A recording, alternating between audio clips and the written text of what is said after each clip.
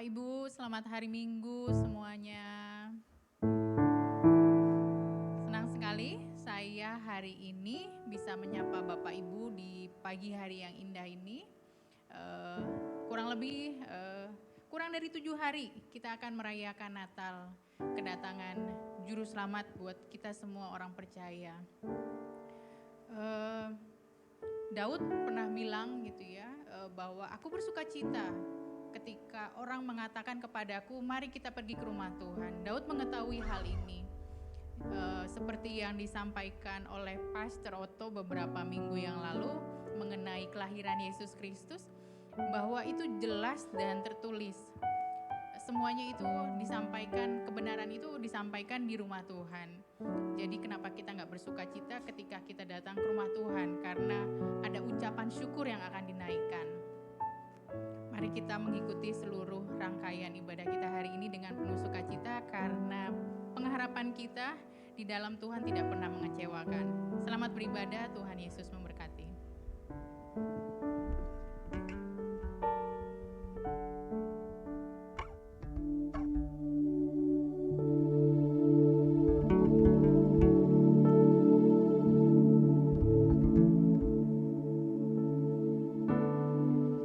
Shalom Bapak Ibu Saudara. Shalom. Shalom Bapak Ibu. Shalom. Saya juga menyapa untuk Bapak Ibu jemaat Tuhan yang saat ini menonton melalui live streaming di YouTube channel GKKD Shouters. Selamat hari Minggu untuk kita semua.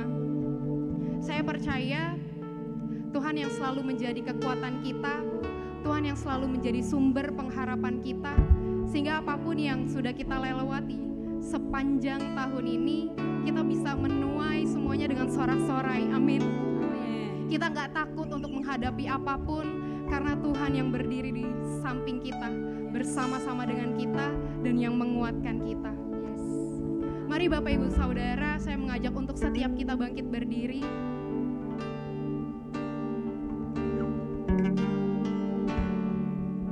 Mari kita mau sapa kanan kiri kita, mungkin dengan tos jarak jauh.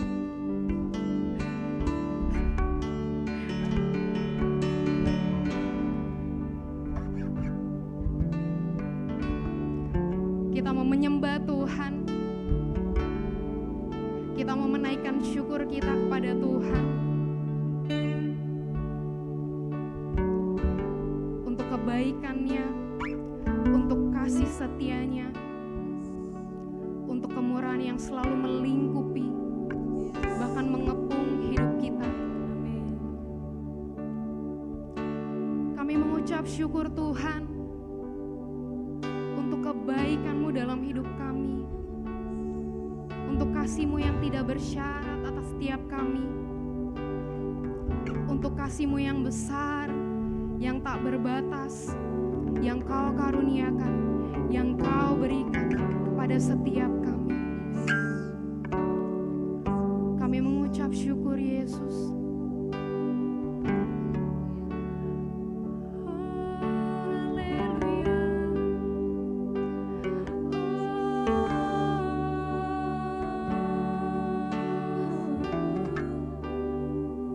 Mari angkat hatimu, mari angkat syukurmu.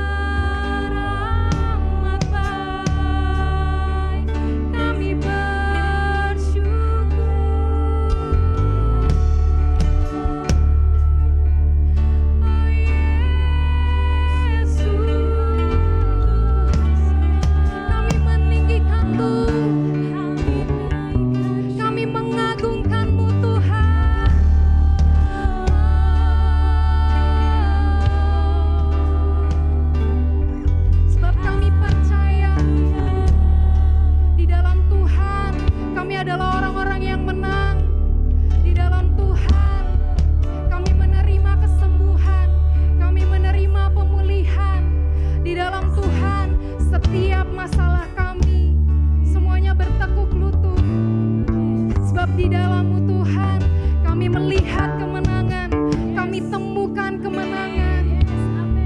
Thank you Jesus. Thank you Lord.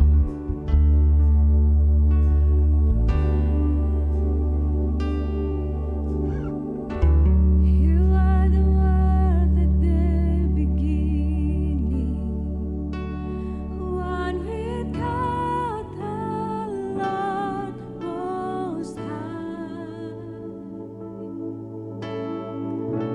Hidden glory.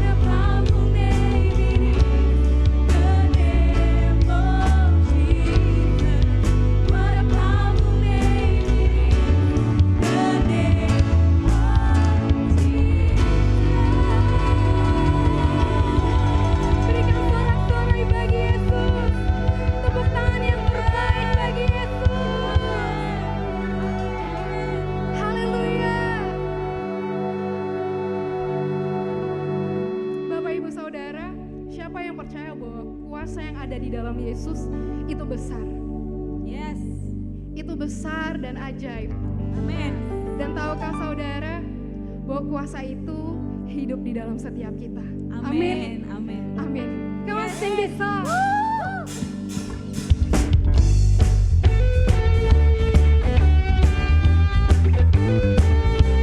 Mari tepuk tangan bersama-sama.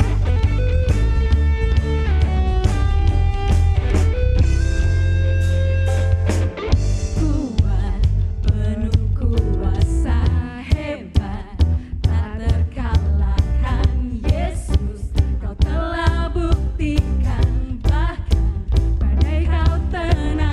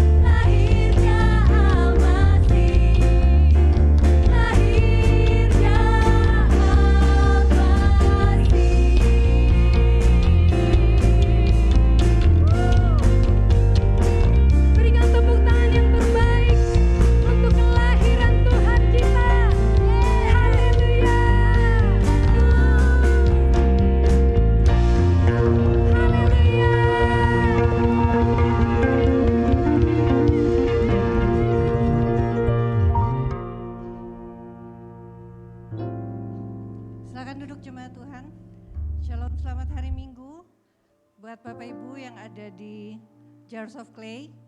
Saya juga mau menyapa jemaat Tuhan yang ada di Bandung, di Bali, di Manokwari, di kota-kota lain, juga di luar negeri.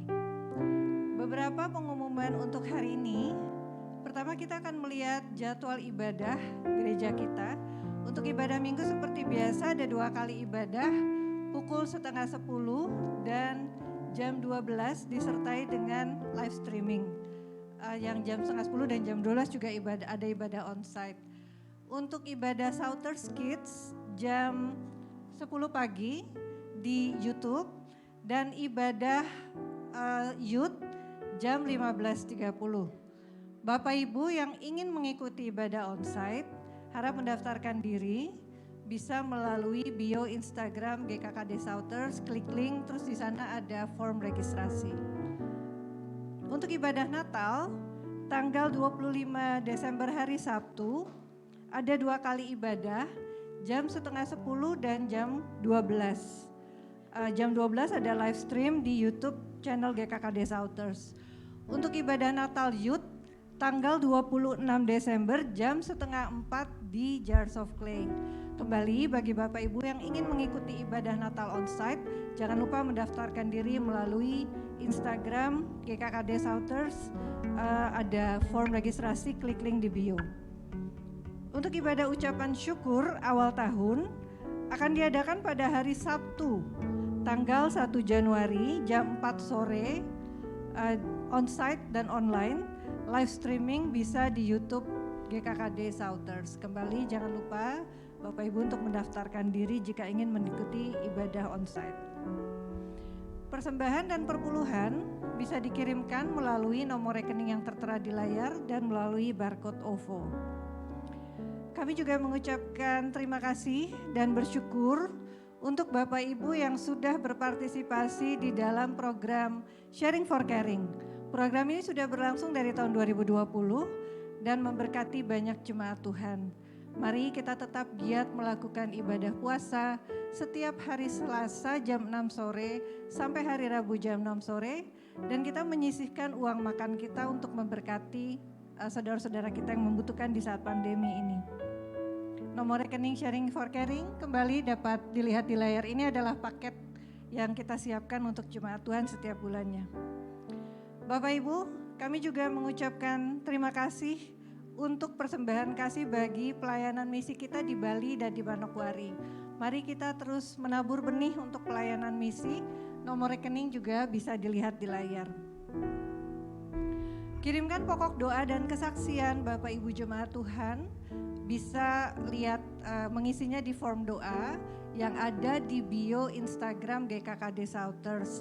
Klik link, terus Bapak Ibu bisa pilih form doa atau bisa juga meninggalkan komentar di kolom komentar di YouTube GKKD Shouters.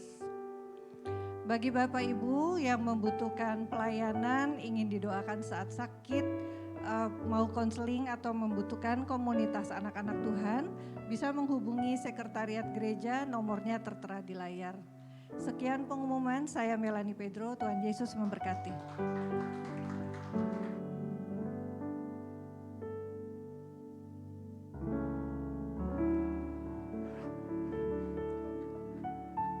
Shalom.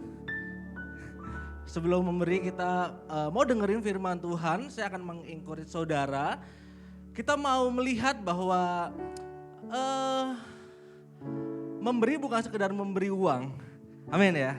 Ada satu cerita di Alkitab yang mau saya share. Kita lihat di Lukas 19 ayat 4 dan 8. Ini menceritakan seseorang yang namanya Zacchaeus.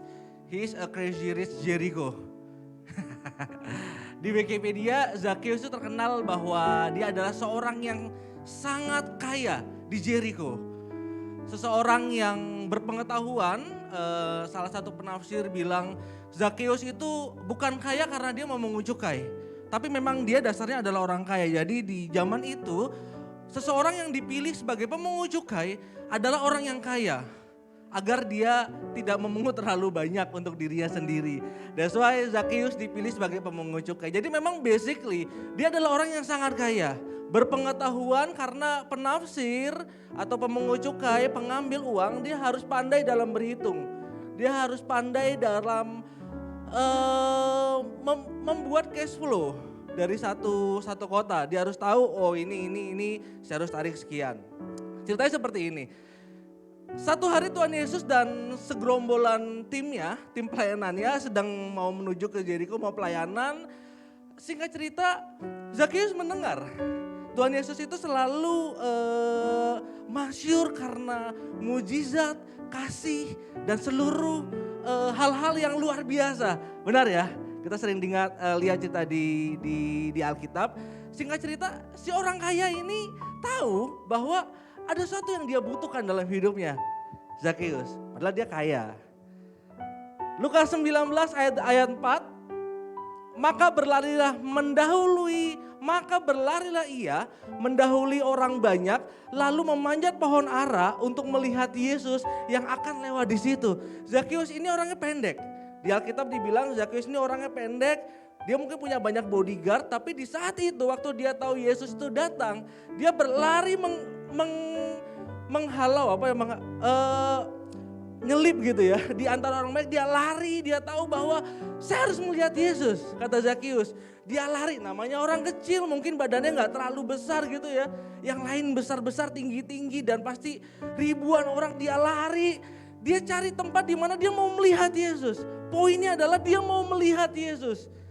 Apa yang dia cari dari Yesus?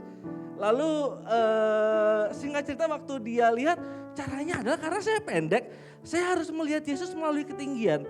Dia naik satu pohon, lalu dia melihat Yesus dan Yesus bilang, Zakeus turun, aku mau singgah di rumahmu, kata Tuhan Yesus. Lalu Zakeus sontak dia mendengar kata-kata Tuhan Yesus, lalu dia bilang, tetapi Zakeus berdiri dan berkata kepada Tuhan. This is the point. Please tuning, saudara-saudara. Kata Zakeus gini, Tuhan, setengah dari milikku akan kuberikan kepada orang miskin. Sekiranya ada sesuatu yang kurampas dari seseorang, akan kukembalikan 4 kali lipat. Kata dia, setengah dari milikku. Kita selalu berpikir bahwa Zakeus hanya mengembalikan apa yang dia rampas. Enggak. Anggap dia punya 10 miliar. Dia kasih 5 miliarnya. Benar? Itu hartanya dia. 50% loss. Dia kasih 4 kali lipat yang pernah dia dapat. Let's say 40% loss. Dia cuma punya berapa? 10%. Siapa yang pernah memberi 90% dari hartanya selain si Zakeus? Benar ya? Tapi pertanyaannya, apa yang didapat sama Zakeus? Apa yang didapat? Dia kaya, dia punya banyak bodyguard, mungkin apa yang didapat? Satu kali I lost my job. At the moment itu membuat saya sangat confused. Semua orang ya yang kehilangan pekerjaannya gitu ya di masa pandemi. Bukan karena saya dipecat, tapi karena kelalaian saya keluar dari satu kantor and then I lost my job. Dan sampai satu kali saya udah benar-benar gak punya uang. Artinya ya bulan depan berarti ya, bulan depan gak tahu mau makan apa gitu. Mau isi bensin pakai apa. Ya mungkin makan kalau saya lagi pelayanan di lantai 3 ya, dapat makanan nasi kotak gitu. Gak tahu mau isi listrik pakai apa, isi pulsa paket pakai apa. Sampai akhirnya saya berhenti di jalan tol gitu ya. Terus kayak aduh mana nih gitu Tuhan. Udah gak ada duit lagi gitu. Ya ada sih beberapa sih, cuman paling bertahan sampai bulan depan. Saya gak apply ke kanan, gak apply ke kiri. Sampai akhirnya firman Tuhan pernah bilang di hati saya, dia bilang kayak gini firman Tuhan. Dia bilang, maybe you lost your money, but in Christ you never hopeless. Amin ya. Mungkin kamu kehilangan uangmu, tapi di dalam Kristus kamu gak akan pernah kehilangan pengharapan. Yes, saya makan harus pakai uang. Ya beli bensin harus pakai uang. once ketika saya punya pengharapan, I can get anything. Ini yang Zakheus tahu. Ya saya kaya kata Zakheus. Ya oke, saya punya uang banyak. Tapi dia gak punya pengharapan. That's why melihat Yesus sama seperti melihat pengharapan. Amin. Melihat Yesus sama seperti melihat hidup. Kata Tuhan, aku adalah jalan kebenaran dan hidup. Amin.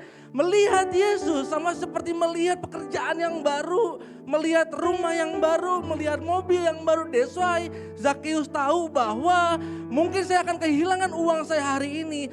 That's better than I lost my hope, kata dia. Itu jauh lebih baik daripada saya kehilangan pengharapan saya. That's why Zakheus bilang, oke Tuhan, gue kasih 50% uang gue, kata Zakheus ya. 4 kali lipat akan saya kembalikan ke semua orang yang pernah saya rampas. Dan nginep di rumah aku. Amin. This time for giving. Amin ya. Iman kita akan menggoncangkan, bukan surga. Imanmu akan menggoncangkan pikiran kita yang salah. Amin. Amin. Jangan khawatir tentang uang selama kita pegang pengharapan kayak Zakheus. He will guarantee all part of your life. Dia akan menggaransi seluruh hidup kita. Amin. Mari jemaat Tuhan, persiapkan iman ya untuk memberi di depan jemaat Tuhan. Boleh kasih tepuk tangan dong buat firman Tuhan dong, biar persiapkan pemberian jemaat Tuhan. Jangan pernah takut kehilangan uang, karena jauh lebih buruk kehilangan pengharapan. Mari kita bersama-sama teriakan iman memberi kita. Amin. Mari jemaat Tuhan, saya undang jemaat Tuhan untuk sama-sama mengucapkan 1, 2, 3. Kami percaya Ia yang kaya rela menjadi miskin supaya kami yang miskin. Kami percaya benih yang kami tabur adalah benih yang terbaik yang pasti menghasilkan 60 bahkan 100 kali lipat. Kami siap memberi dengan hati penuh sukacita. Mari kita berdoa. Kami mengucap syukur Tuhan, kami siap memberi. Kami mengucap syukur kami punya iman. Kami mengucap syukur kami punya pengharapan. Hari ini kami memberi dengan penuh sukacita dan kami siap menerima janji dan kebaikan Tuhan. Kami tidak takut, kami pegang Tuhan, kami pegang pengharapan di dalam Tuhan. Kami percaya, kami melihat semua janji Tuhan dalam hidup kami. Kami siap menerima seluruh kebaikan Tuhan. Haleluya, amin. Selamat memberi dan selamat menikmati kebaikan Tuhan. Tuhan Yesus memberkati.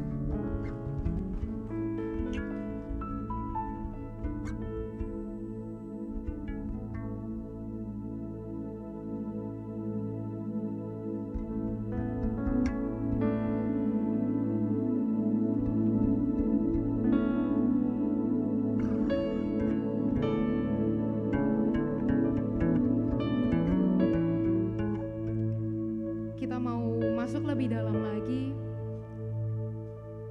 Kita mau siapkan hati kita untuk mendengarkan firman Tuhan.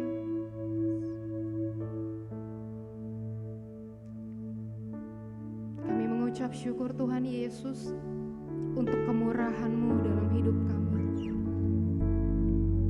Tuhan senantiasa menyertai kami, mengepung hidup kami dengan kebaikan, dengan kemurahan. Terima kasih Tuhan. Terima kasih.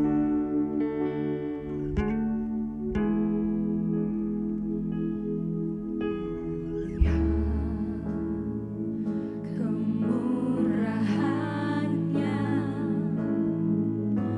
kasih dan anugerah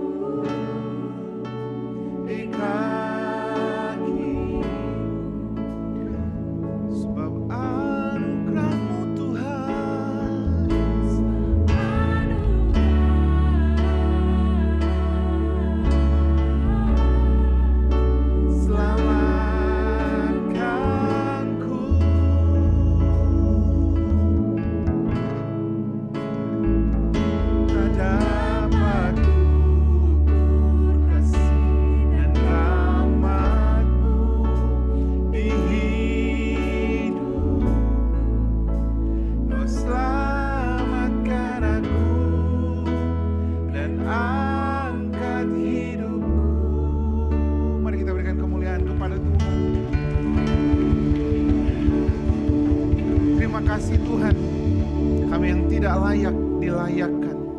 Kami yang berdosa diselamatkan. Dari lembah kekelaman kami diangkat menjadi anak.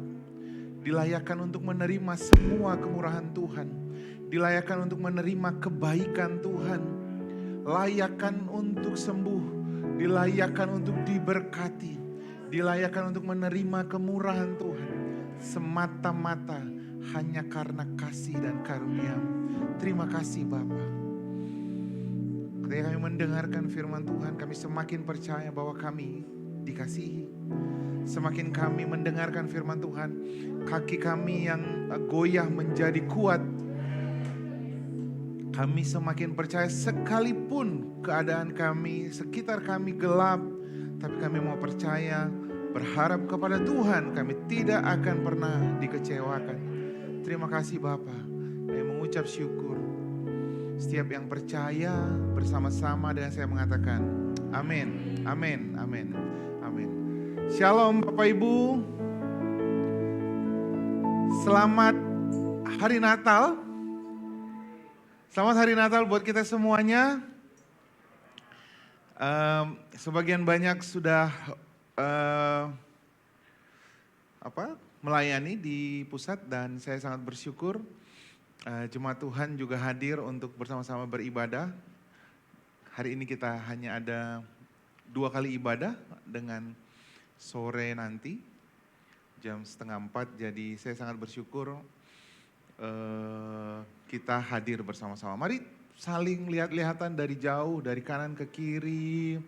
Lalu katakan selamat Natal, selamat Natal. Saat merayakan Natal. Bagi ada yang masih mengatakan, ngapain sih Natal? Nggak benar, berarti dia belum mendengarkan khotbah kemarin sampai selesai.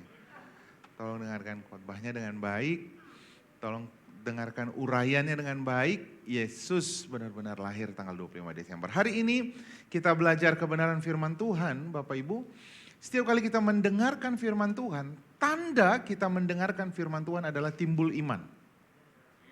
Benar? Timbul iman. Nah, kalau sudah ada iman, iman itu seperti pondasi. Untuk kita membangun apa saja dimulai dengan pondasinya. Iman adalah dasar dari segala sesuatu. Berarti iman adalah pondasi, benar? Dasar dari segala sesuatu yang kita harapkan. Benar ya? Jadi kalau kita mendengarkan firman Tuhan yang benar, apa yang terjadi sama hidup kita? Kita jadi percaya. Amin. Kita jadi percaya. Percaya bukan karena kita baik, bukan karena kita hebat, bukan karena perbuatan kita. Percaya karena kita dikasihi Tuhan. Lalu kemudian gini, harapan kita itu semakin kuat. Amin, saya percaya saya diberkati. Amin, saya percaya saya sembuh. Amin, amin. Itu tanda kita dengerin firman Tuhan yang benar. Tapi kalau kita mendengarkan firman Tuhan yang salah, yang timbul adalah penghakiman, penghukuman, tidak layak. Tuhan tidak mencari itu hari ini. Lukas 18 ayat 8 firman Tuhan katakan, jika anak manusia itu datang, dia mencari adakah iman di antara engkau. Benar? Perumpamaan tentang hakim yang lalim. Kalau Tuhan datang, dia hanya mencari adakah iman di antara saudara. Dan saya sangat bersyukur sekali tahun ini adalah tahun yang penuh dengan mukjizat. Tahun yang penuh dengan kebaikan Tuhan. Setiap tahun penuh dengan kebaikan Tuhan, setiap tahun penuh dengan mukjizat. Tapi saya sangat bersyukur sekali Victorious Year terjadi dalam hidup saudara. Amin. Boleh angkat tangan yang mengalami kemenangan demi kemenangan di dalam hidupnya. Boleh angkat tangan, boleh angkat tangan, boleh angkat tangan. Boleh angkat tangan? Banyak banget. Wih, puji Tuhan, saya sangat bersuka cita sekali. Dan the best is yet to come. Sesuatu yang baik, sesuatu yang lebih besar lagi sedang terjadi dalam hidup saudara. Amin, stay still bersama-sama dengan Tuhan. Amin. Mari kita lihat kebenaran firman Tuhan. Hari ini judulnya adalah kenapa Maria yang mendapatkan kasih karunia dari Tuhan? Mari kita belajar dari Pada waktu itu diperkirakan jumlah orang Israel itu ada 500.000. Berarti kalau kita hitung perempuan lebih banyak mungkin, ya berarti dikurangin dengan anak-anak, mungkin jumlah perempuan 150 sampai 200.000. Dan yang layak untuk menikah mungkin sekitar 30.000 kira-kira begitu ya. Dari semuanya itu, kenapa Tuhan memilih Maria? Apakah Maria lebih spesial dari yang lain? Sudah pasti dia lebih spesial. Apa yang membuat dia menjadi lebih spesial? Kenapa Tuhan nggak memilih Elizabeth? Benar ya? Elizabeth, ibunya Yohanes, dia lebih terpandang karena dia keturunan dari suaminya Imam Zakaria. Kemudian dari keturunannya Harun. Harun itu adalah imam besarnya orang Israel. Harusnya kalau berdasarkan kerohanian, Elizabeth lebih layak melahirkan Tuhan Yesus daripada Maria. Tapi kenapa Tuhan memilih Maria? Mari kita sama-sama lihat kebenaran firman Tuhan. Dan saya percaya kalau saudara mendapatkan kebenaran firman Tuhan ini, mukjizat yang sama pun terjadi di dalam hidup kita. Amin. Kita menjadi sangat spesial di mata Tuhan. Amin. Coba bilang sama kanan kirinya, kamu sangat spesial di mata Tuhan. Kamu sangat spesial di mata Tuhan. Yang lagi doain pasangan ceweknya mungkin dari jauh dia bilang, kamu walaupun gak dilihat spesial di mata saya. Walaupun kamu tidak memandang saya. Kira-kira begitulah. Mari kita lihat kebenaran firman Tuhan. Dalam bulan ke-6 Allah menyuruh malaikat Gabriel pergi ke sebuah kota di Galilea bernama Nazaret. Kita sama-sama belajar kemarin. Pada saat bulan ke-6 Elizabeth mengandung, Maria datang. Masih ingat cerita itu? Itu sebabnya kita bisa tahu Tuhan Yesus itu lahir bulan keberapa. Karena bulan ke-6 Maria datang ke rumah Elizabeth, di situ malaikat baru menyatakan diri kepada Maria bahwa kamu mengandung. Jadi bedanya umurnya Tuhan Yesus dan Yohanes Pembaptis berapa lama? Berapa? Kan bulan ke-6, ini gak terlalu sukar. 6 bulan cuman perbedaannya. Ke sebuah kota di Galilea bernama Nazaret kepada seorang perawan yang bertunangan dengan seorang yang bernama Yusuf dari keluarga Daud. Nama perawan itu adalah Maria. Lalu kemudian sama-sama 28 sampai 30. Silakan 1 2 3 ya.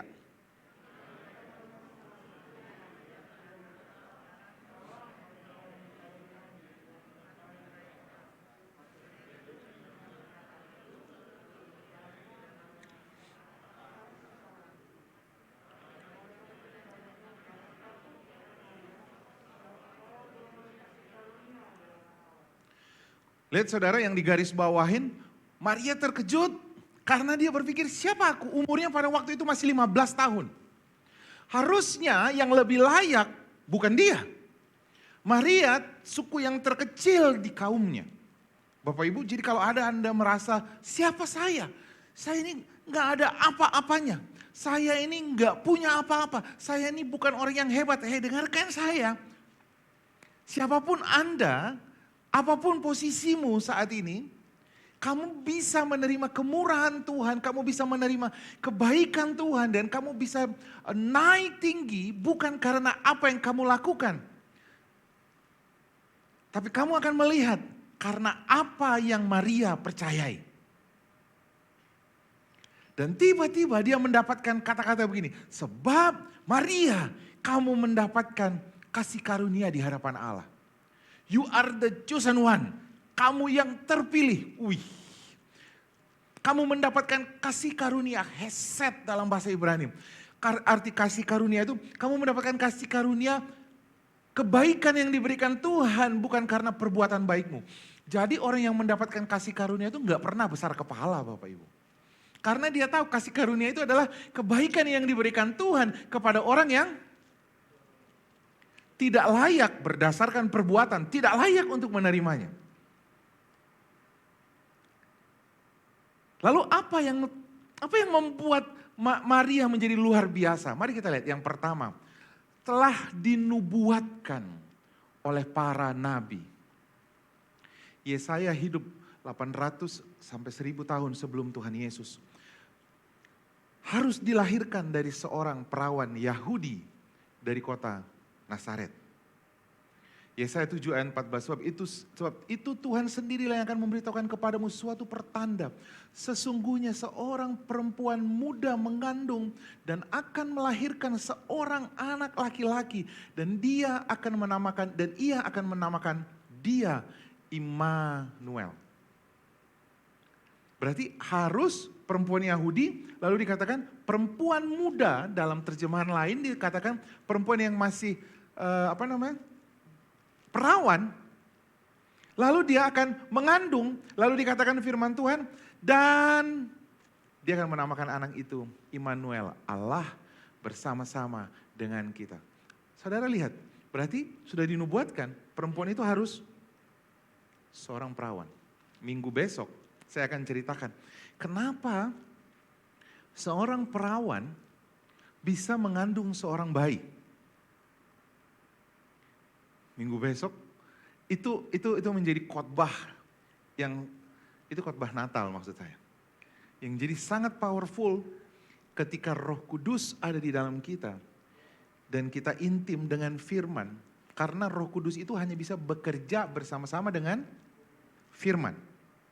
Bapak Ibu, Roh Kudus yang ada di dalam kita tuh powerful banget. Tetapi dia hanya bisa bekerja bersama-sama dengan firman. Keintiman adalah ketika Roh Kudus dan firman bersama-sama di dalam kita. Itu sebabnya Maria bisa mengandung. Mukjizat terjadi ketika Roh Kudus yang ada di dalam saudara, saudara intim dengan firman, and then bam, mukjizat terjadi. Amin. Saya tahu ada firman-Nya, tapi di mana ya? Yang penting ada di Alkitab. Yang penting kan Tuhan tahu isi hati saya. Berarti nggak ada firman di dalam hidup kita. Saya tahu sih, oleh bilur-bilurnya saya sembuh. Oleh bilur-bilur atau kilur-kilur ya. Apa ya? Tapi pokoknya Tuhan tahulah isi hati saya. Kan Tuhan lebih mengenal isi hati saya. Bapak Ibu jangan terlalu bodoh dengan hal-hal yang seperti ini. Kita tuh gak perlu berdoa lah Tuhan tahu isi hati kita. No. Firman Tuhan katakan Yohanes 1, firman Tuhan katakan segala sesuatu dimulai oleh firman. Tanpa firman tidak ada yang jadi di dunia ini. Itu sebabnya firman Tuhan itu harus diucapkan. Karena tanpa ada firman yang diucapkan, lihat kelahiran Yesus gak pernah terjadi Bapak Ibu. Yesaya sudah menubuatkan. Dia harus ngomong dulu bahwa yang melahirkan itu adalah seorang gadis muda yang perawan. Lalu yang berikutnya, dia akan melahirkan di Bethlehem. Tadi perempuan Nazaret, dia harus tinggal di Nazaret. Dan dia akan melahirkan di Bethlehem. Jadi lihat tuh, Alkitab kita tuh luar biasa banget. Hosea lahir 1200 tahun sebelum Yesus. Lihat, dia sudah menubuatkan bahwa Yesus itu ibunya orang Nazaret, ayahnya orang Nazaret, karena semua keturunan Daud berasal tinggalnya di daerah Judea, di Nazaret, mereka tinggal di sana. Sudah dinubuatkan semuanya, sudah ngomong. Jadi Bapak Ibu yang terjadi besok itu harus kita ucapkan. Firman Tuhan katakan apa? Barang siapa yang mau melihat hari-hari yang baik di dalam hidupnya, dia harus, menguasai lidahnya. Jadi apa yang mau terjadi besok dikontrol sama apa? Lidah kita. Makanya saya selalu mengatakan orang yang mengeluh gak pernah melihat hari-hari yang baik di dalam hidupnya. Jadi mau melihat usahamu berhasil, ucapkan harapanmu. Mau melihat kesehatanmu, ucapkan harapanmu. Mau melihat masa depan yang baik, ucapkan semuanya Bapak Ibu. Gak ada yang jadi tanpa dimulai dengan pada mulanya. Harus apa? Firman. Makanya ketika menciptakan dunia ini, Tuhan memulainya dengan apa? Maka berfirmanlah Allah. Amin. Tuhan bukan jin yang cuma mengedipkan matanya. Jadi, Tuhan bukan berfirman gini, apa yang mau terjadi, jadilah. Tidak. Tuhan bilang, jadilah terang. Yihior. Sampai sekarang ini adalah bunyi yang masih terdengar di angkasa sana. Bunyi yang kalau NASA, semesta ini ada bunyinya or, Bapak Ibu. Orang masih bingung, apa itu? Jadi suara penciptaan Tuhan masih terjadi sampai hari ini. Itu sebabnya angkasa, luar angkasa kita ini masih berkembang sampai sekarang Bapak Ibu. Hebat ya firman Tuhan ya, karena gema suara Tuhan. Ini keren banget.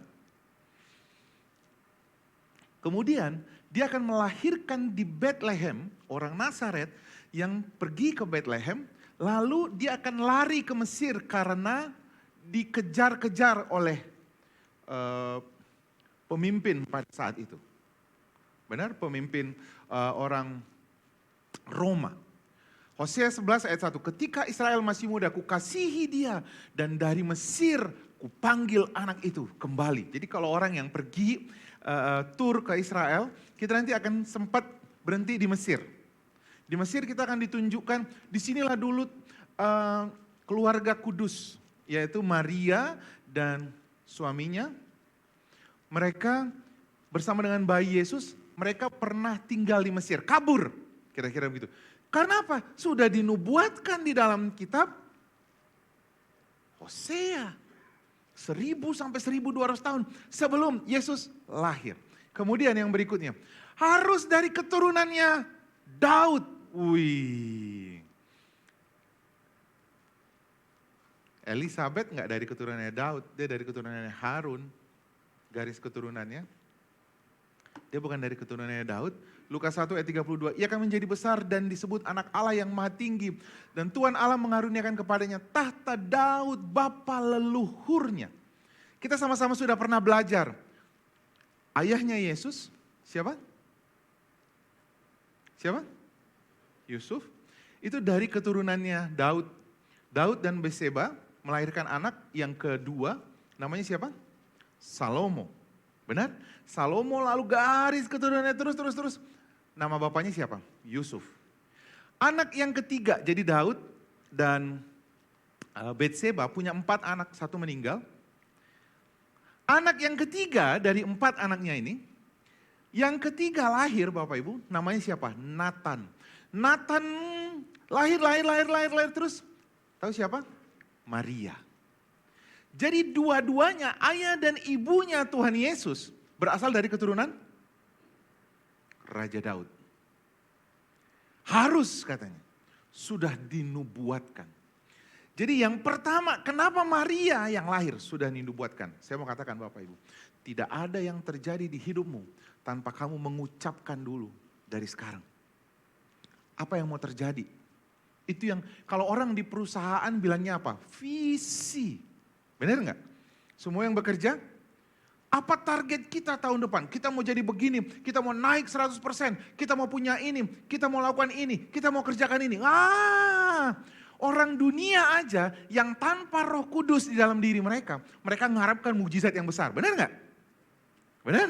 Apalagi anak Tuhan, kita renungkan firman Tuhan dan Roh Kudus yang tinggal di dalam kita. Kata firman Tuhan, jika Allah bersama-sama dengan kamu, ada yang mustahil enggak?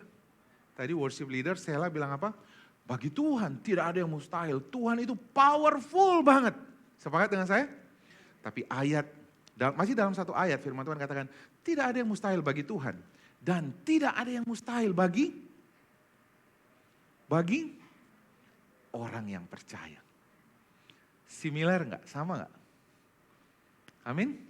Kita suka menyanyikan, iya Tuhan kau maha besar, kau ajaib, kau luar biasa. And then Tuhan bilang hal yang sama. Kau juga ajaib, kau luar biasa. Mazmur 139. Tuhan menciptakan kita, menenun kita. Lalu dia memanggil kita apa?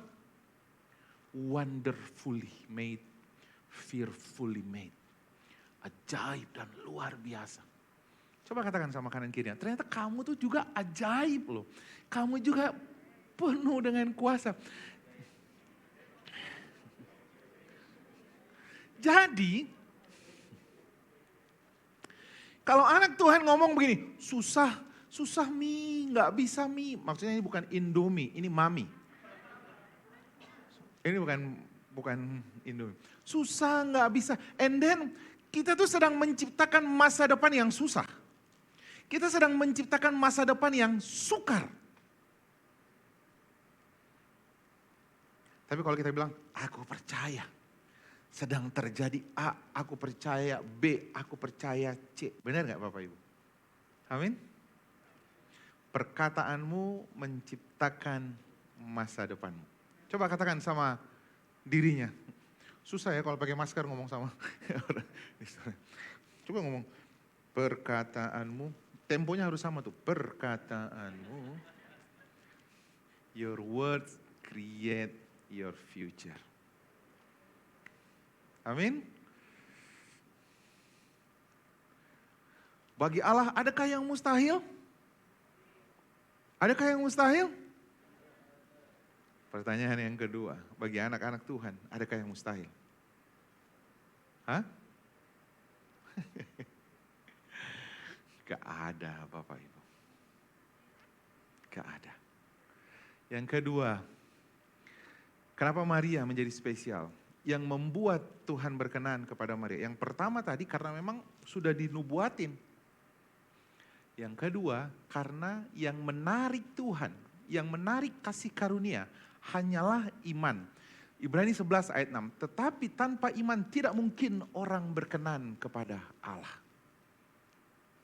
Satu-satunya yang membuat Allah berkenan, kata berkenan itu artinya disenangkan. Satu-satunya yang membuat Allah senang. Benar ya Bapak Ibu, kalau kita bertemu dengan seseorang dan supaya orang itu bahagia. Kalau orang bahagia dia memberikan apa saja. Sepakat dengan saya? Saya gambarkannya dengan manusia lah ya. Walaupun gambaran ini sih nggak tepat-tepat amat tentang Tuhan, kira-kira begitu ya. Kalau kita mau mengharapkan sesuatu dari seseorang, lalu kita apa yang kita lakukan? Membuat dia bahagia. Satu-satunya membuat Tuhan bahagia, cuman apa? Iman. Tetapi tanpa iman tidak mungkin orang berkenan kepada Allah.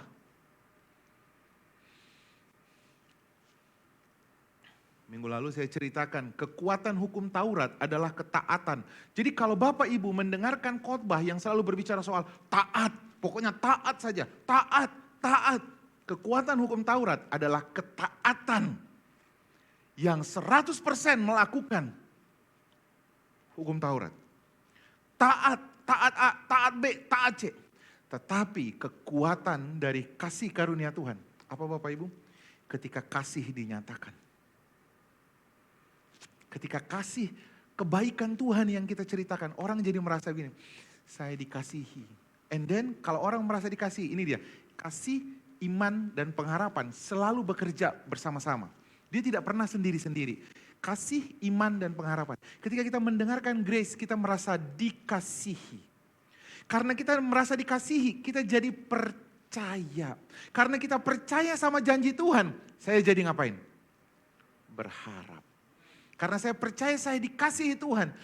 Saya lagi sakit, saya bilang, oh ya saya dikasihi Tuhan. Saya jadi percaya oleh bilur-bilur Yesus saya sembuh. Iblis bilang begini, tapi kan kamu berdosa, kamu kan tidak layak. Nah, saya dikasihi bukan karena perbuatan baik saya. Saya dikasihi karena Tuhan mengasihi saya, that's it. Saya jadi punya harapan, saya sembuh. Ketika iblis datang lagi menggoncang saya, enggak, saya pasti sembuh. Sedang sakit, saya ngomongin apa? Saya sedang ngomongin sama istri saya, sama pasangan saya sedang ngomongin apa? Tentang pekerjaan yang besar, benar? Amin? Amin? Tentang proyek yang besar, karena apa? Loh, kalau bagi mata dunia kamu kan masih sakit, ngapain ngomong proyek besar?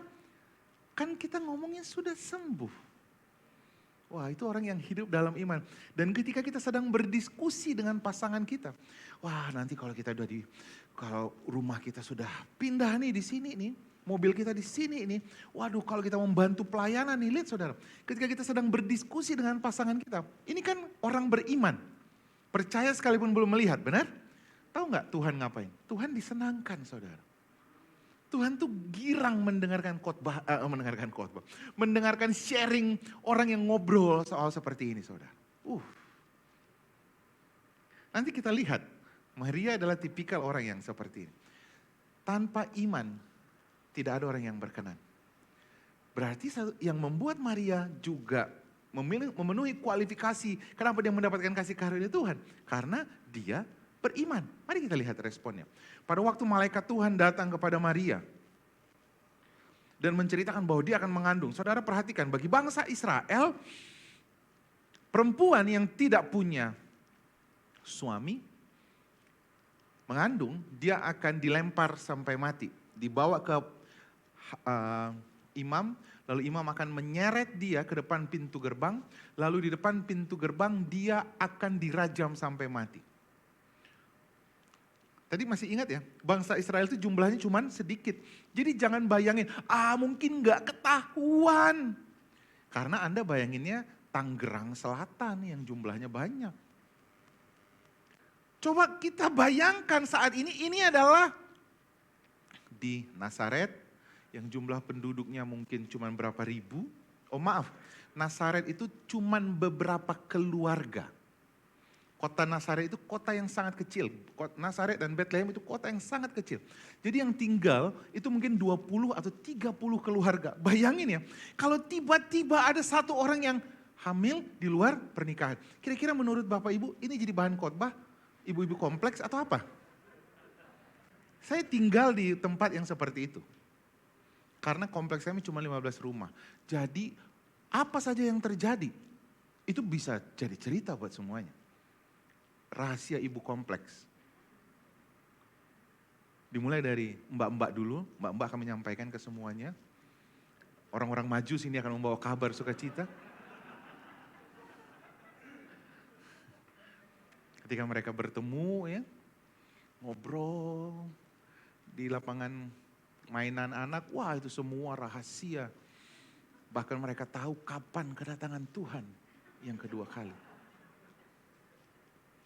Jadi kebayang dong, harusnya Maria mendengar kabar ini ketakutan. Karena resikonya dia akan hamil dan dia akan hamil pasti bentuk tubuhnya berubah.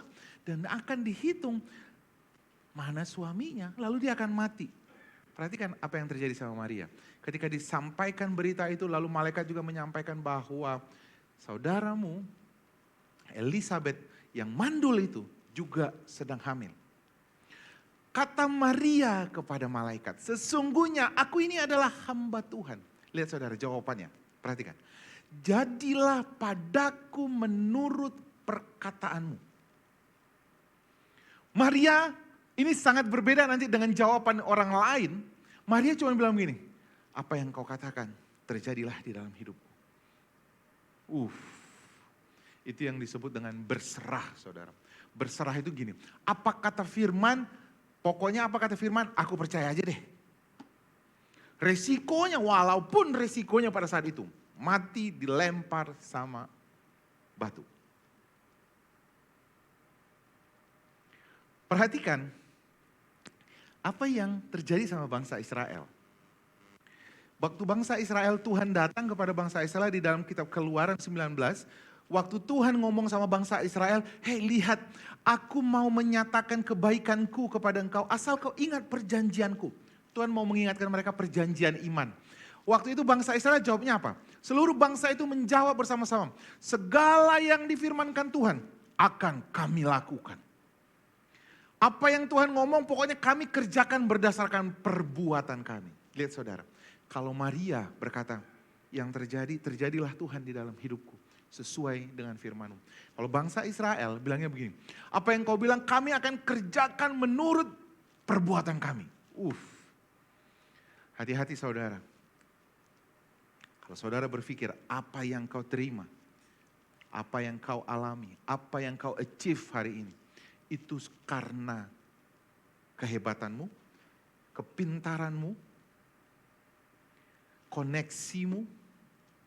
Saudara, one day kau akan melihat apa yang kau pegang selain Tuhan itu shaky. Semuanya akan goyah karena firman Tuhan yang katakan. bahwa segala sesuatu itu akan diuji dan kalau kau berdiri di tempat yang tidak kuat selain Kristus, itu akan jatuh. Bukan Tuhan yang menguji engkau, tapi iblis yang datang membawa pencobaan. Tapi kalau kita berdiri di atas batu karang itu, di atas firman Tuhan, kau tidak akan pernah jatuh. Bangsa Israel bilang berdasarkan perbuatan. Nah lihat saudara, ada contoh yang lain. Ada seorang kaya, saya sering khotbahkan ini juga, ada seorang kaya yang datang kepada Tuhan Yesus dan dia berkata begini, anak muda yang kaya. Ada seorang datang kepada Yesus dan berkata, "Guru, perbuatan baik apakah yang harus aku perbuat?" Saya mau memberikan contoh kepada saudara bahwa yang diterima Tuhan itu imanmu, bukan perbuatan baikmu. Saya ulang. Yang Tuhan terima itu imanmu, dan iman itu timbul dari Roma. Iman itu timbul dari. Nah jadi saudara dengarkan saya baik-baik. Ketika engkau sedang mendengarkan firman Tuhan seperti ini, kau sedang intim sama Tuhan.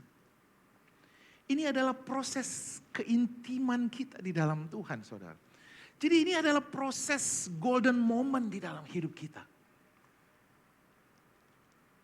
Saya tidak sedang berusaha memotivasi saudara.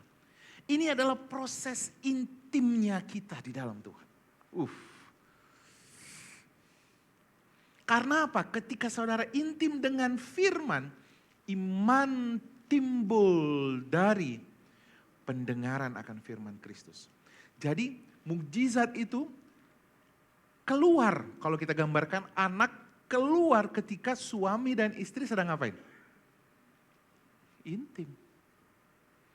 Sekali lagi itu khotbah minggu depan.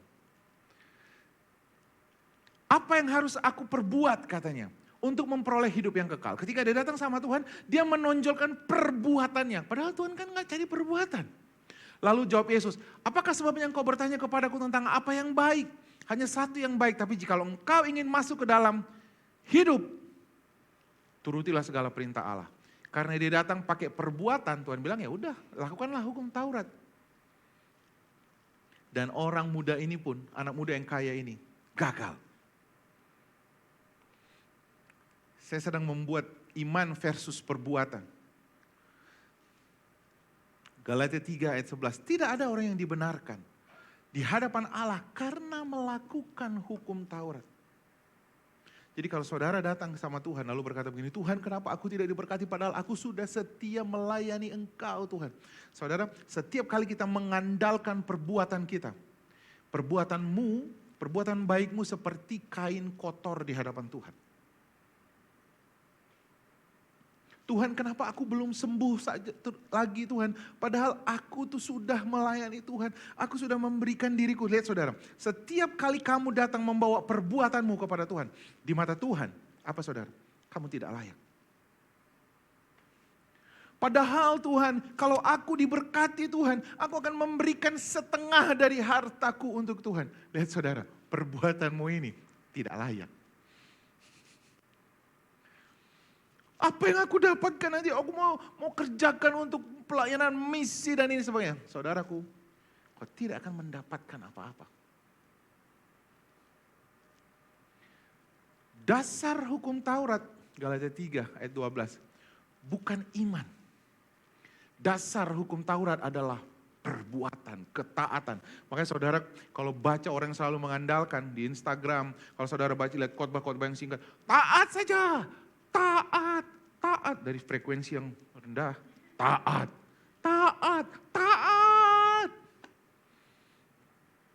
Semakin saudara kerjakan, semakin tidak ada iman saudara.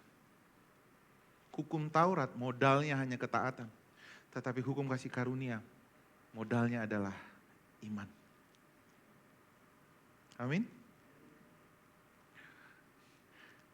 Ayat 12 dikatakan, tetapi dasar dari hukum Taurat bukanlah iman, melainkan siapa yang melakukannya. Lihat Maria datang sama Tuhan, dia bilang ini, terserah Tuhan apa yang mau kau lakukan, kerjakanlah di dalamku.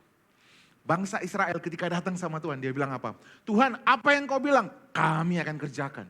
Anak muda itu ketika datang sama Tuhan, dia bilang gini, apa yang harus aku lakukan supaya memperoleh hidup yang kekal? Apa yang harus aku lakukan? Kekuatan dari hukum Taurat adalah perbuatan saudara. Ketaatan saudara. Dan lihat saudara. Jadi hukum Taurat itu adalah penuntun. Bagi kita sampai, apa dikatakan?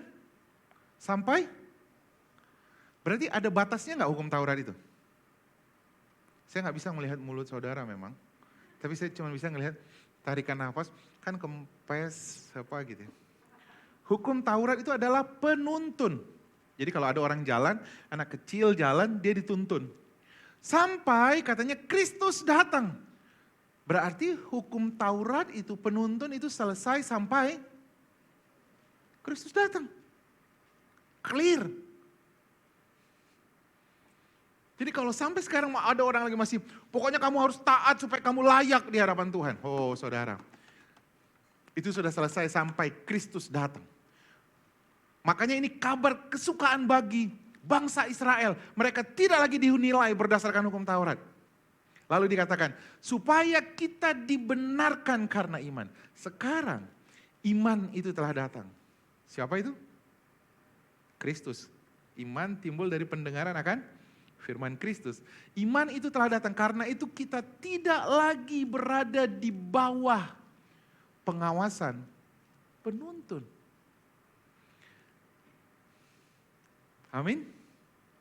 Sebab kamu semua adalah anak-anak Allah karena iman di dalam Yesus Kristus.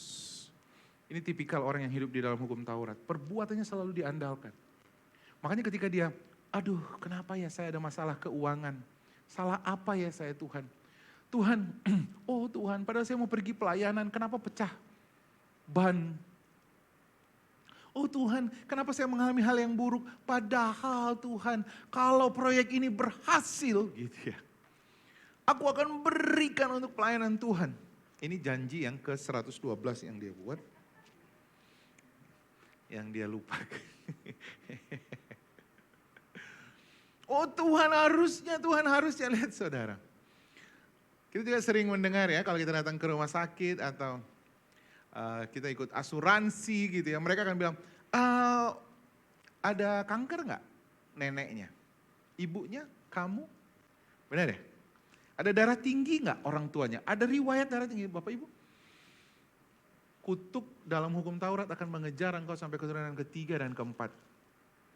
Banyak anak Tuhan masih ngomong, iya Pak, saya darah tinggi karena kakek saya juga darah tinggi. Saudaraku, di dalam Kristus semua kutuknya sudah dibatalkan. Asik gak di dalam Kristus? Kalau saudara bilang, saya mau yang lebih, saya ini suka nonton film horor Pak. Makanya saya lebih suka hidup di dalam hukum Taurat. Lebih horor, jalannya lebih berkerikil. It's okay, cook yang dikasih Tuhan itu lebih ringan dan enak. Saya kasih contoh berikutnya, ada seorang Farisi yang datang sama Tuhan Yesus. Farisi berarti dia ahli Taurat saudara.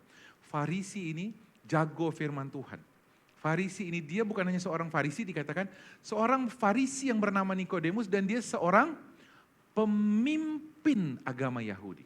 Jadi dia bukan hanya seorang Farisi tetapi dia pemimpin agama. Jadi dia ngerti banget hukum Taurat. Dia ngerti banget bahwa melakukan hukum Taurat dia selalu gagal. Apa yang dia datang kepada Tuhan Yesus? Dia datang malam-malam, karena malam-malam supaya gak terlihat sama orang, kira-kira begitu ya. Dia datang pada waktu tengah malam, saya ngomongnya pelan-pelan supaya juga orang gak tahu Farisi ini datang ke rumah Tuhan Yesus. Karena ini kan rahasia. Dia datang pada waktu malam kepada Yesus dan berkata, Rabi, kami tahu bahwa engkau datang sebagai guru yang diutus Allah. Sebab tidak ada seorang pun yang dapat mengadakan tanda yang engkau adakan itu jika Allah tidak menyertainya. Lihat saudara, ada gak dia ngomong sedikit pun tentang perbuatan? Kak, dia cuma bilang, aku tahu kau yang diutus itu. Melewati tanda-tanda, melewati semuanya yang sudah dikatakan oleh para nabi-nabi. Kamu itu karena tidak mungkin orang lain karena tanda-tanda itu ada di dalam engkau. Dia kira-kira ngomong seperti itu. Saudara lihat, Berarti orang ini selama ini ngapain? Meneliti firman Tuhan dan dicocokin dengan siapa? Dengan Yesus. Sama enggak dengan Maria? Maria itu ngelihat firman Tuhan enggak? Apa yang dikatakan dalam kitab Yesaya, apa yang dikatakan dalam firman Tuhan bahwa dia harus seorang dari keturunan Daud, benar? Dia harus tinggal di Nazaret. Maria itu bilang, gini kira-kira, kalau Liam tuh begitu. Setiap kali ditanya, Liam ini mana? Selalu seperti itu. Waktu malaikat datang, kamu akan melahirkan seorang bayi dan kamu akan menamai dia Immanuel. Tengok Bapak Ibu, yang di pikirannya firman Tuhan itu dicocokin sama semua nubuatan para nabi. Lalu dia bilang apa? Jadilah sesuai dengan firman Tuhan. Makanya Bapak Ibu penting sekali ketika ada kabar sesuatu di dalam hidup kita, cocokin sama apa? Firman Tuhan. Orang beriman merespon segala sesuatu dengan firman, bukan dengan perasaan. Orang beriman, orang yang hidup di dalam kasih karunia, dia selalu merespon segala sesuatu dengan firman Tuhan. Bayangkan kalau pada saat itu Maria nggak tahu firman Tuhan, PA jarang datang, gereja ketiduran. Persekutuan selalu telat setelah khotbah, kan biasa habis khotbah makan-makan kan. Dia datang, lalu malaikat datang. Dia nggak pernah dengar tentang nubuatan Yesaya. Dia tidak pernah dengar nubuatan di Alkitab Hizkia. Dia tidak pernah dengar, saudara. Dia datang. Dan then, bam, malaikat datang. Kau akan mengandung seorang bayi. Copot Tuhan. Kenapa aku Tuhan? Yang lain saja. Menurut saudara, dia akan melahirkan Tuhan Yesus enggak? Enggak, saudara. Ketika terjadi sesuatu di hidup saudara, penting bagi saudara intim sama firman Tuhan. Supaya respon saudara, walaupun ini menakutkan, dirajam sampai mati saudara. Dia bilang, yang jadi biarlah kehendakmu. Dia udah cocokin saudara. Amin. Yang jadi sesuai dengan kehendakmu. Wih, ini keren banget saudara. Yang terakhir. Makanya tadi saya katakan Farisi ini pun datang. Dia tahu nggak bisa dengan perbuatan baik. Dia datang bukan nanya apa yang harus aku lakukan. Enggak, Farisi ini bilang kamulah Mesias itu. Tanda-tandanya ada di dalam kamu. Yesus menjawab, kalau begitu kamu harus dilahirkan kembali.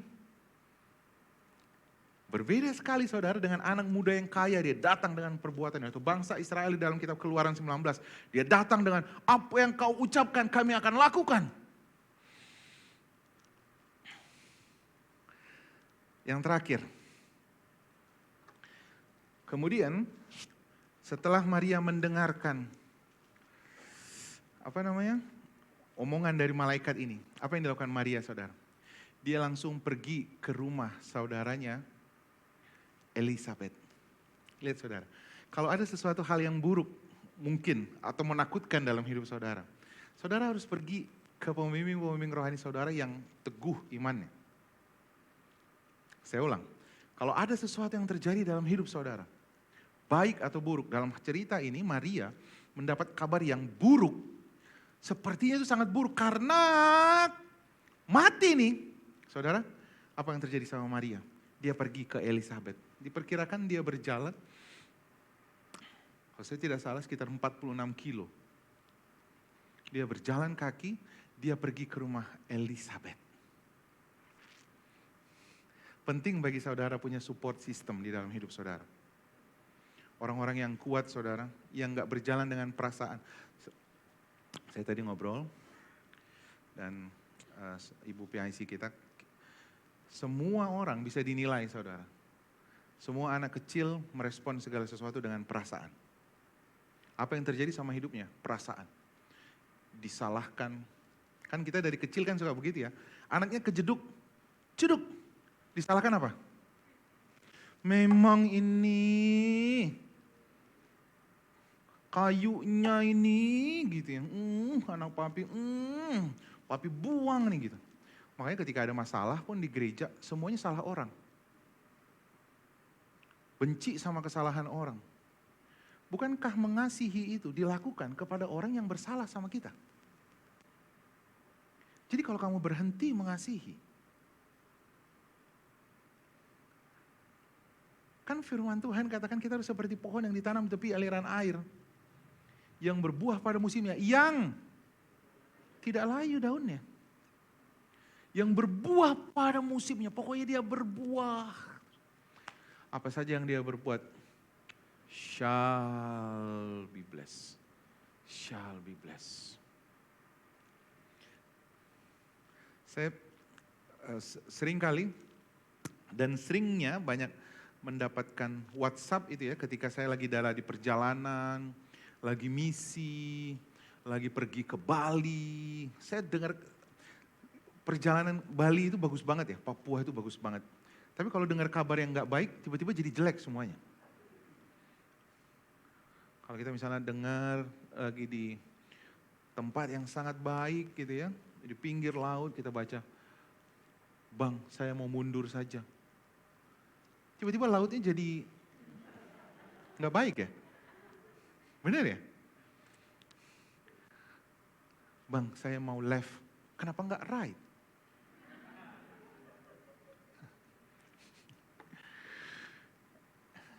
Karena kalau kita nanti mati, kita datang di hadapan Tuhan, di tahta suci, kata firman Tuhan, Tuhan bilang apa? Dia memisahkan mana domba dan mana kambing. Domba ditaruh di sebelah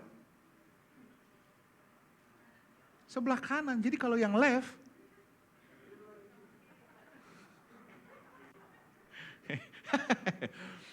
tapi jangan bilang, ih dia kambing karena left. Bukan. Saya cuma, I'm just joking lah. Makanya saudara, jangan percayai orang, jangan percaya lidah seseorang yang hatinya bitter, saudara. Jangan percaya orang yang hatinya pahit. Karena kalau hatinya pahit, ini salah satu pengobatan Cina ya saudara. Kalau tubuhnya sakit, hatinya rusak, tinggal dilihat dari mana? Lidah. Itu ilmu kedokteran, saudara. Semua yang kepahitan tidak akan pernah berbuah. Coba lihat orang yang semua yang pahit. Saat ini kalau kalian ketemu, nggak akan ada satupun yang pelayanan. Percaya sama saya. Nggak akan ada satupun. Mereka coba membangun pelayanan dengan orang-orang yang pahit. Let me tell you, sekarang sudah tidak ada lagi pelayanan itu. Tidak mungkin.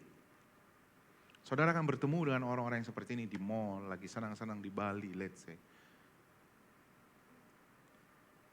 Karena pelayanan ini dibangun, pondasinya apa saudara? Kasih. Kalau pondasinya kasih, kita akan berbuah apa saudara? Kasih. Sepakat dengan saya? Maria datang ke tempat Elizabeth. Elizabeth bilang, aku juga mengandung, padahal tadinya sudah mandul dan sebagainya. Ditenangkan Maria, jadi penting bagi saudara punya support system yang kuat sekali saudara. Jangan cari orang, karena gini, orang yang pahit akan mengundang orang yang pahit dalam hidupnya. Saudara, kenapa sih yang datang sama saya, seorang perempuan bilang, kenapa yang datang sama saya brengsek? Saya kan gak enak ngomongnya.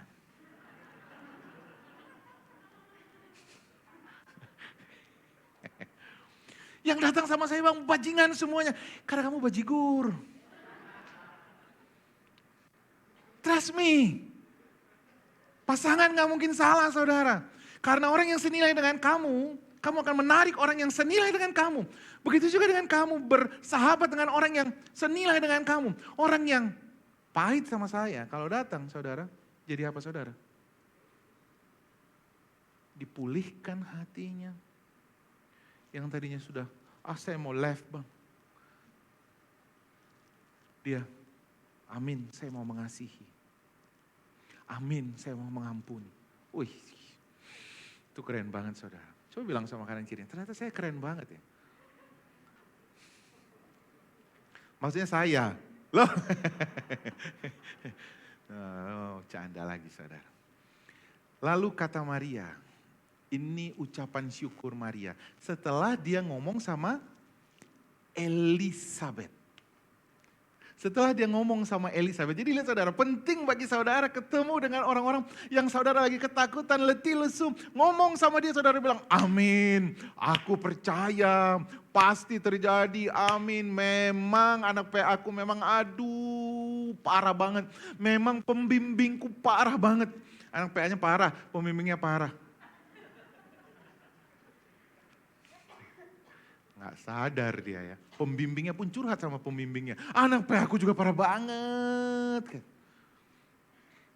Kan rumah Tuhan ini pertemuan antara orang-orang yang payah, yang parah, tapi saling mengasihi. Itu rumah Tuhan, saudara. Tapi kalau pertemuan orang-orang yang kudus, yang tidak pernah ada dosa lagi di antara kita. Let me tell you, kamu sudah ada di surga. Di kepalanya ada bulat-bulat. Jadi jangan surprise dengan orang-orang yang ada di sebelahmu. Maria datang lalu dia mengucapkan syukur, saudara. Bayangkan perempuan yang jalan 46 kilo. Saudara, kalau hatinya gak ketakutan banget. 46 kilo kemana ya kira-kira ya? Cibubur mungkin lebih kali ya. Kota wisata jauh lagi. Dia jalan, ini kalau bukan mau nagih hutang nih. Ini pasti ketakutan karena dia akan mati, saudara. Dia pergi ke rumah Elisabet. Apa yang harus saya lakukan? And then setelah dia ngomong sama Elisabet, dia tinggal di sana, saudara. Kalau saya tidak salah selama 3 bulan. Setelah itu dia dengar, saudara. Apa dia bilang? Dia mengucapkan syukur. Lihat, ini yang membuat Maria juga spesial. Kata Maria, jiwaku memuliakan Tuhan. Mati ini saudara, dirajam sampai batu.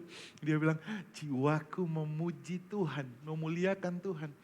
Dan hatiku bergembira karena Allah juru selamatku.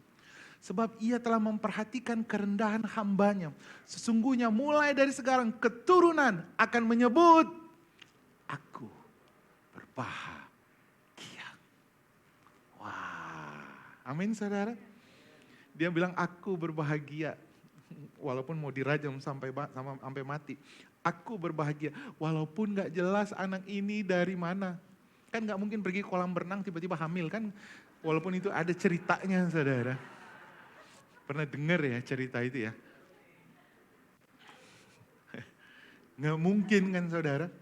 Pada waktu itu belum ada Instagram kabar begini-begini. Kan gak mungkin.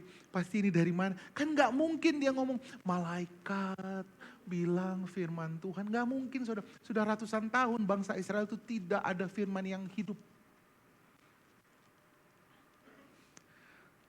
Tapi dia bilang, aku berbahagia.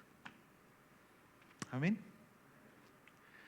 Tanda yang ketiga, saudara, mengucap syukurlah dalam segala perkara. Firman Tuhan katakan, ayat 49, 50. Karena yang Maha Kuasa, sama-sama kita baca, 1, 2, 3. Karena yang Maha Kuasa telah melakukan perbuatan-perbuatan besar kepadaku. Dan namanya adalah kudus. Lihat saudara, Tuhan sudah melakukan perbuatan yang besar. Sudah dilihat belum sama matanya? Sudah lepas dia belum dari hukuman mati? Sudah ada belum suaminya? Sudah ada belum semuanya saudara? Tetapi dia percaya. Lihat saudara, mengucap syukur itu. Karena percaya saudara telah menerimanya. Sekalipun kau belum melihatnya. Amin. Makanya anak Tuhan. Kita gak bisa bilang, aduh susah, gak bisa, gak mungkin. Gak bisa. Aku percaya. Sekalipun aku belum melihatnya. Dan rahmatnya turun-temurun atas orang yang takut akan dia. Amin saudara. Dan ini terjadi dalam hidup saudara. Yang pertama tadi apa? Maria karena apa? Karena nubuatan. Penting bagi saudara untuk melihat hari depan saudara. Saudara harus mulai mengucapkan apa? Come on. Mengucapkan yang baik, benar. Harapan saudara. Yang kedua, karena Maria, silakan. Itu yang ketiga. Karena Maria mengucap syukur. Yang kedua tadi, Ibrani 11 ayat 6. Tanpa iman tidak ada yang berkenan di hadapan Allah. Iman timbul dari pendengaran. Yang membuat kita berkenan, yang membuat Maria berkenan adalah iman. Iman timbul karena pendengaran. Banyakin mendengar firman Tuhan. Banyakin intim sama firman Tuhan. Dan yang ketiga, apa saudara? Mengucap syukurlah, walaupun kau belum melihatnya. And then you will see the miracle happen. Amin saudara? Amin? Coba bilang sama kanan kirinya, tahun ini belum berlalu. Pilih satu orang, pilih satu orang.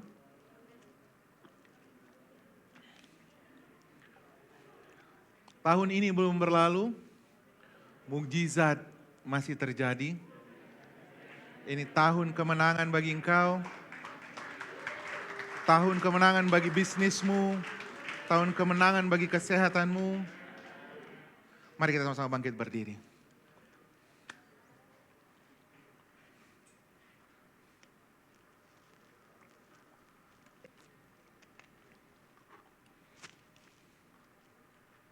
Mari kita datang kepada Tuhan. Mari angkat hatimu saudara. Lihat kepada kemenangan janji firman Kristus. Mari bawa hatimu kepada Tuhan. Aku berdoa di dalam nama Tuhan Yesus. Buat setiap saudara-saudaraku. Dengarkan saya baik-baik, saya akan bernubuat bagi saudara. Buat beberapa perusahaan ini sudah tutup buku mungkin, but let me tell you, masih ada mukjizat yang akan terjadi. Dengarkan saya baik-baik, sesuatu yang besar sedang terjadi bagi hidupmu. Kau yang mulai berusaha, kau akan melihat outletmu bertambah. Kau akan melihat usahamu mengalami pelipat gandaan. Kau akan melihat pekerjaanmu, apa yang selama ini stuck. Kau akan melihat lompatan-lompatan di dalam Tuhan. Dengarkan saya yang bekerja. Justru pada saat semua orang bilang ini adalah akhir tahun, kau akan mendengar kabar sukacita tentang pekerjaanmu. Kau akan melihat karir yang melompat naik. Mungkin selama ini kau merasa stagnan. Mungkin karena pandemi. Tapi saya mau kasih tahu, ini adalah tahun kemenangan bagi engkau. Bagi saudara yang mengharapkan kehamilan, memiliki keturunan, dengarkan saya baik-baik. Tahun depan kau akan menggendong bayimu dalam keadaan sehat.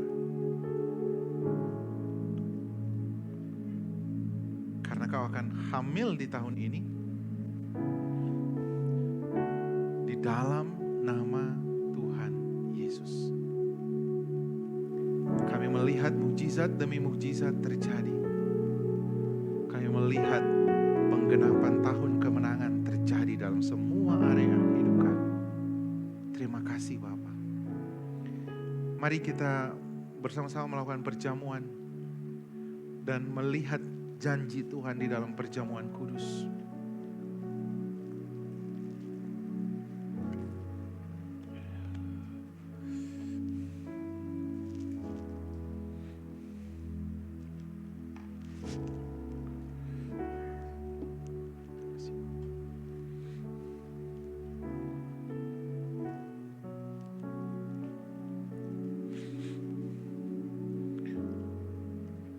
Mari saudara bawa hatimu.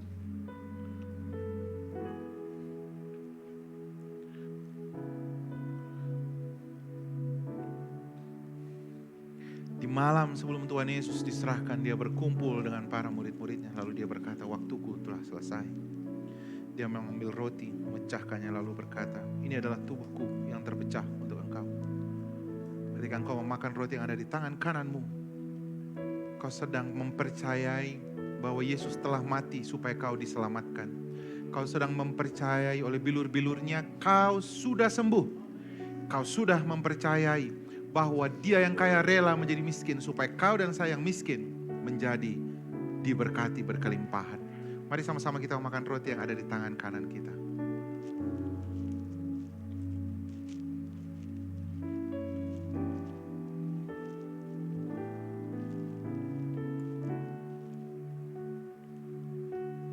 Lalu Tuhan Yesus mengambil cawan yang berisi anggur dan dia berkata, cawan ini adalah cawan perjanjian baru. Menggantikan perjanjian yang lama mencari dosa saudara dan menghukum engkau sampai keturunan ketiga dan keempat. Tapi perjanjian yang baru ini mencari engkau untuk memulihkan engkau, mengangkat hidupmu, memberkati engkau, dan memanggil engkau anak yang dikasihi Bapa. Mari sama-sama kita meminum anggur yang ada di tangan kanan kita.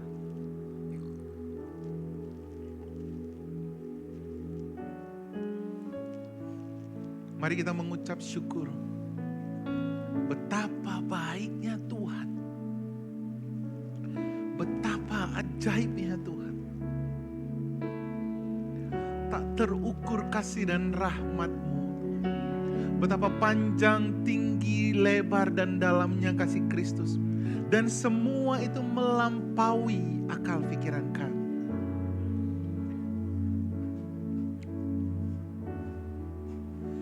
Terima kasih Tuhan. Ini adalah tahun kemenangan, penggenapan janji Tuhan. Tahun penuh dengan mukjizat.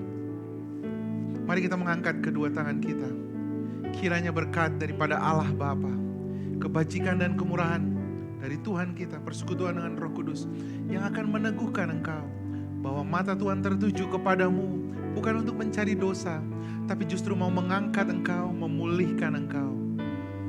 Diberkatilah pernikahanmu, diberkatilah keluargamu, diberkatilah anak-anakmu, diberkatilah pekerjaanmu, diberkatilah bisnismu dan usaha yang kau lakukan. Diberkatilah studi yang sedang kau kerjakan. Diberkatilah pelayanan yang Tuhan percayakan kepada engkau. Dengarkan saya baik-baik. Kita akan naik dan bukan turun.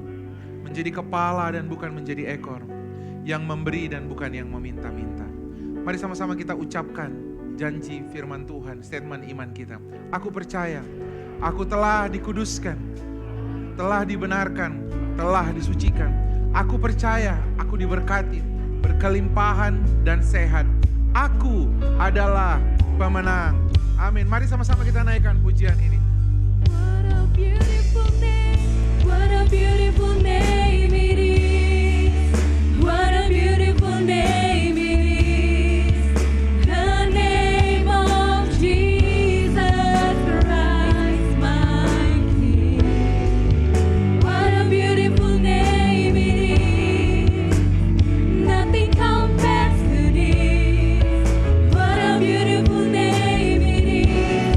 The name of Jesus. What a beautiful name it is. The name of Jesus Christ, my King.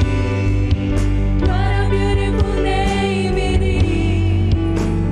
Nothing compares to this. What a beautiful name it is.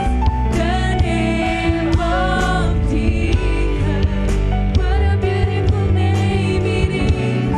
The name of Jesus. What a beautiful name it is. The name of Jesus.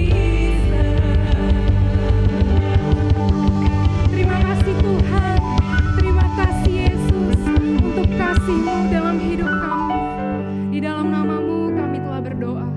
Amin. Amin. Selamat hari Minggu Bapak Ibu Saudara. Tuhan Yesus memberkati.